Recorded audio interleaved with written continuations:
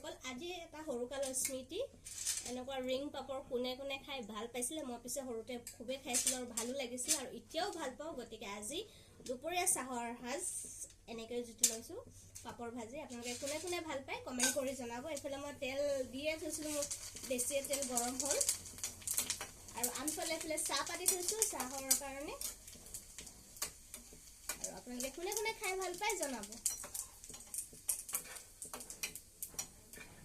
যদি ভাল লাগে ভিডিওটো লাইক কমেন্ট শেয়ার কৰিব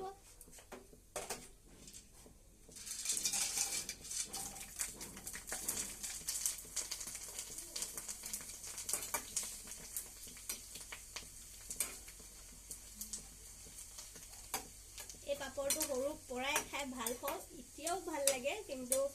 বায়ে পিছে নাখায় বেয়া পায় হয়তো হেতু কাৰণেও বেছি খাবলৈ মোৰ ভাল লাগিব পাৰে আৰু এতিয়া আমাৰ অকমানি জনিও